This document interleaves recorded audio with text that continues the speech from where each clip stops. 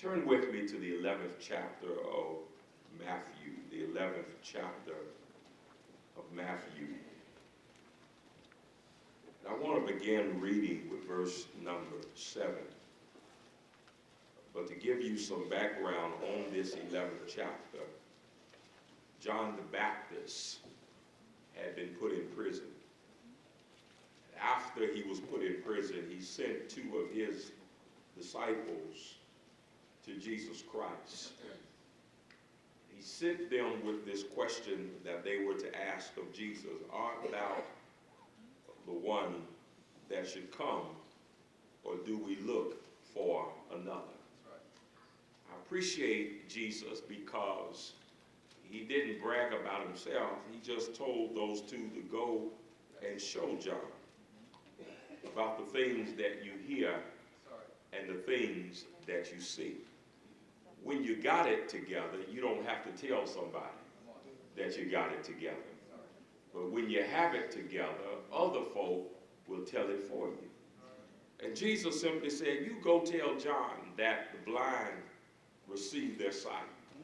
You go tell John that the lame can now walk, the lepers are cleansed, and the deaf hear, and the dead are raised, and the poor have the gospel preached unto them. And I believe that the Church of Christ ought to be a go tell John kind of church. That we ought to be able to tell our neighbors, we ought to be able to tell our family, we ought to be able to tell our co-workers what the Lord has done in our lives.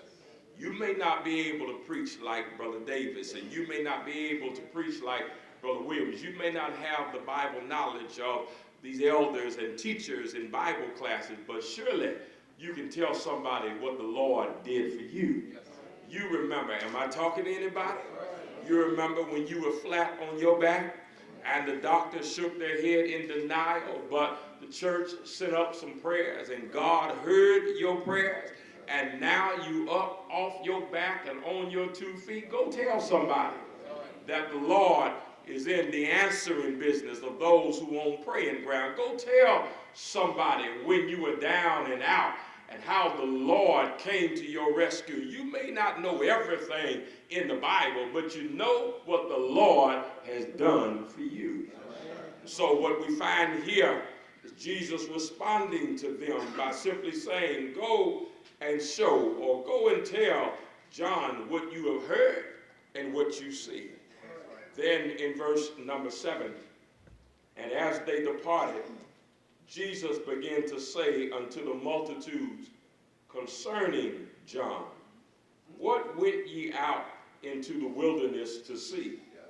A reed shaken with the wind. What went ye out for to see? A man clothed in soft raiment.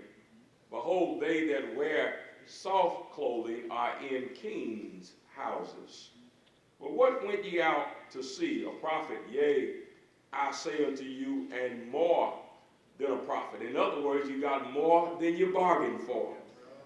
For this is he of whom it is written, behold, I send my messenger before thy face, which shall prepare thy way before thee. Verily I say unto you, among them that are born of women, there have not risen a greater than John the Baptist. Notwithstanding, he that is least in the kingdom of heaven is greater than he.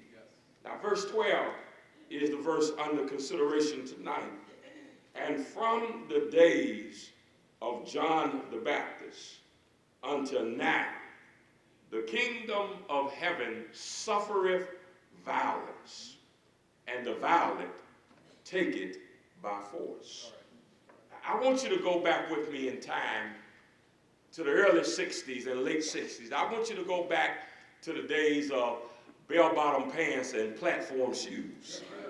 I want you to go back with me to the days of dashikis and afros and processed hair. Anybody know what I'm talking about?